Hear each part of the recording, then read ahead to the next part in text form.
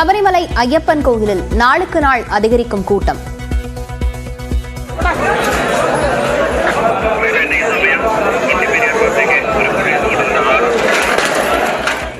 இன்று காலை 3 மணி நேரத்தில் 31,000க்கும் மேற்பட்ட பக்தர்கள் சாமி தரிசனம்.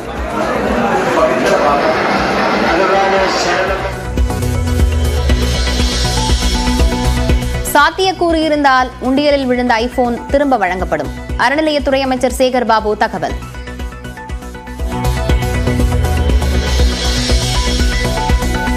குண்டும் குழியுமாக காணப்படும் செங்கல்பட்டு மாவட்ட பாலாறு ஆற்றுப்பாலம். இரு மார்க்கங்களிலும் செல்லும் வாகனங்கள் மெதுவாக ஊர்ந்து செல்கின்றன.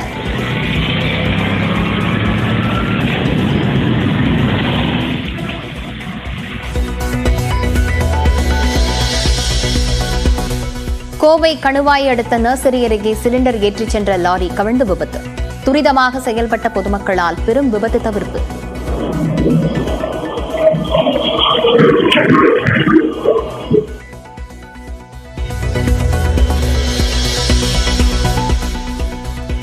வங்கக்கடலில் நிலை கொண்டுள்ள காற்றழுத்த தாழ்வு மண்டலம் அடுத்த 12 மணி நேரத்தில் வலுவிழக்க வாய்ப்பு.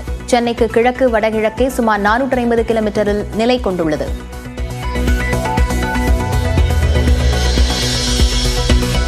கரூர் மாவட்டத்தில் அதிகாலையில் பெய்த மழையால் வீரராகியத்தில் குடியிருப்புகளை சூழ்ந்த தண்ணீர். வடிகால் வசதி இல்லாததே காரணம் என குடியிருப்பு வாசிகள் குற்றச்சாட்டு.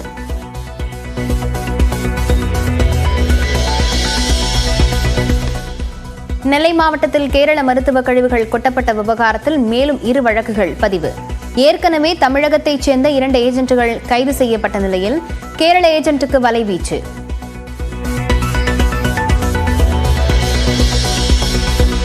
கிறிஸ்துமஸ் ஆங்கில புத்தாண்டு தொடர் விடுமுறையால் விமான கட்டணம் பல மடங்கு உயர்வு. சிங்கப்பூர், கோலாலம்பூர், தாய்லாந்து, துபாய் ஆகிய சர்வதேச விமான கட்டணங்களும் உயர்ந்திருப்பதால் பயணிகள் அதிர்ச்சி. கோவையில் தடையை மீறி கருப்பு தின பேரணி நடத்திய பாஜக மாநில தலைவர் அண்ணாமலை உட்பட 917 பேர் மீது வழக்கு பதிவு. அனுமதியின்றி கூட்டத்தை கூட்டியதாக வழக்கு.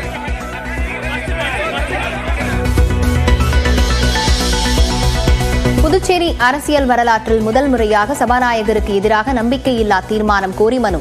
முதலமைச்சர், அமைச்சர்கள் செய்ய வேண்டிய பணிகளை சபாநாயகர் செய்வதாக சுயேட்சை எம்எல்ஏ நேரு குற்றச்சாட்டு.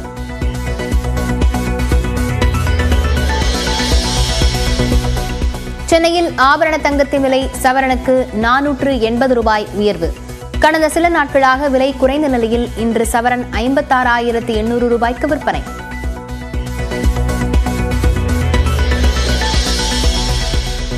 உதகையின் பல்வேறு பகுதிகளில் படர்ந்து காணப்படும் நீர்ப்பனி. கடுங்குளிர் வாட்டுவதால் மக்களின் இயல்பு வாழ்க்கை பாதிப்பு.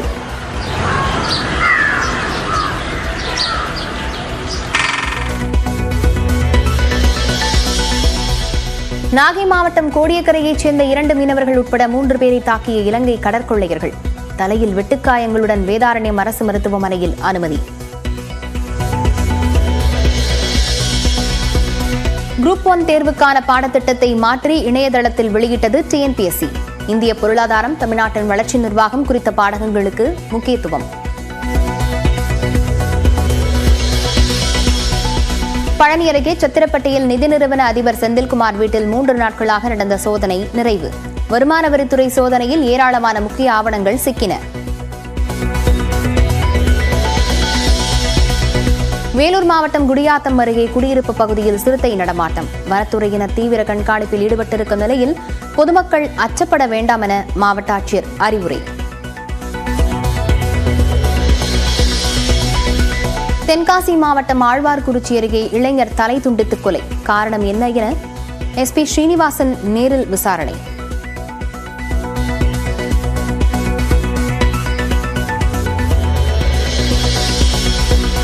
ஜெர்மனியில் கிறிஸ்துமஸ் மார்க்கெட்டுக்குள் தரிகட்டு ஓடிய கார்.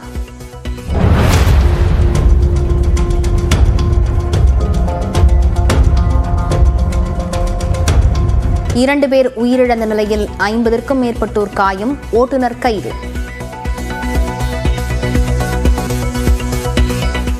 மதுரை மெட்ரோ ரயில்வே திட்டத்தின் செயலாக்கம் குறித்து மெட்ரோ ரயில்வேயின் திட்ட இயக்குநர் அர்ச்சுனன் தலைமையில் தொழில்நுட்ப குழுவினர் ஆய்வு மேற்கொண்டு வருகிறார்கள். இது குறித்த விவரங்களுடன் செய்தியாளர் வெற்றி இணைந்திருக்கிறார்.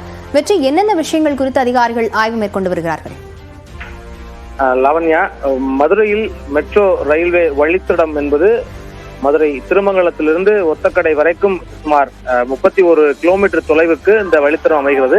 11,400 கோடி ரூபாய் மதிப்பில் இதற்கான விரிவான திட்ட அறிக்கை தயார் செய்யப்பட்டு மத்திய அரசினுடைய ஒப்புதலுக்காக அனுப்பி வைக்கப்பட்டிருக்கிறது.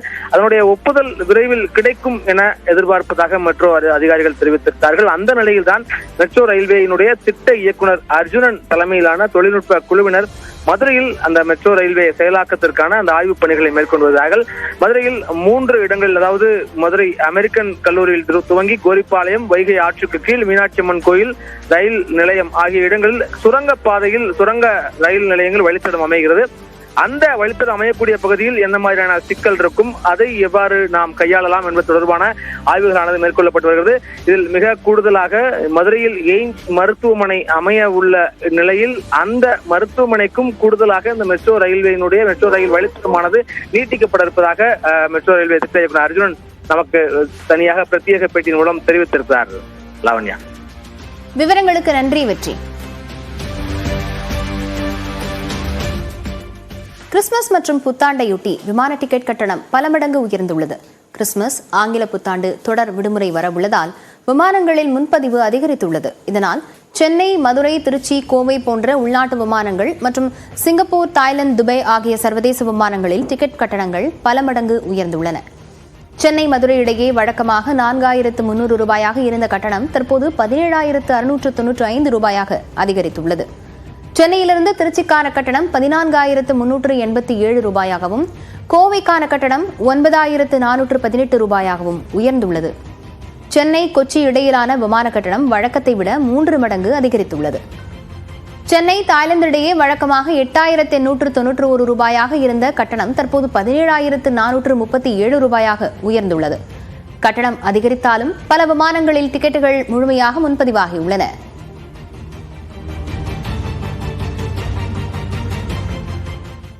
திருநெல்வேலி மாவட்டத்தில் மருத்துவ கழிவு கொட்டப்பட்ட விவகாரத்தில் மேலும் 2 வழக்குகள் பதிவு செய்யப்பட்டுள்ளன.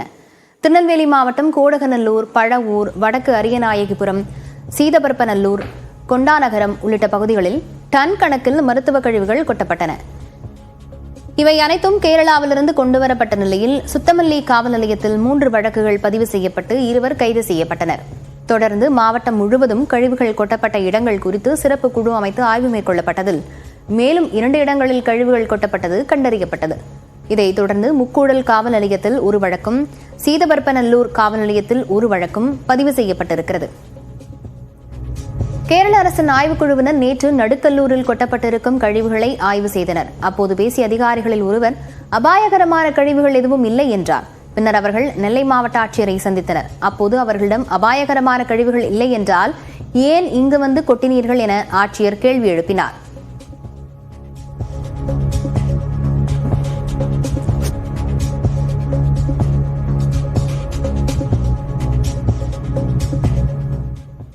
வங்கக்கடலில் நிலை கொண்டுள்ள காற்றழுத்த தாழ்வு மண்டலம் கடலிலேயே வலுவிழக்கும் என இந்திய வானிலை ஆய்வு மையம் தெரிவித்துள்ளது.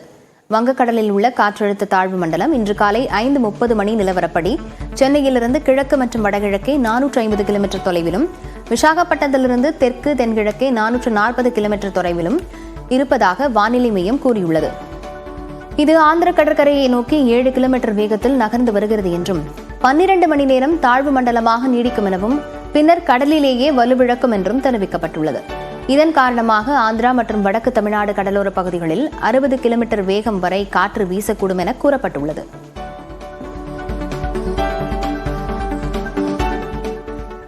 கரூரில் அதிகாலையிலேயே பெய்த கனமழையால் வீரராகியம் பகுதியில் 20க்கும் மேற்பட்ட குடியிருப்புகளை தண்ணீர் சூழ்ந்துள்ளது.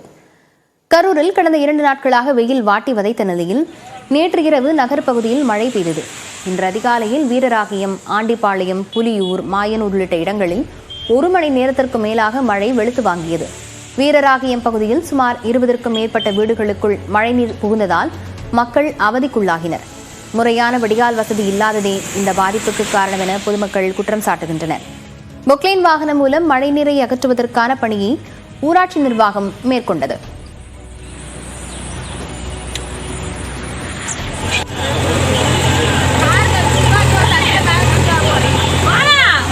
வருஷமா தண்ணி கோலையா தான் இருக்குது. தண்ணி போகலையா?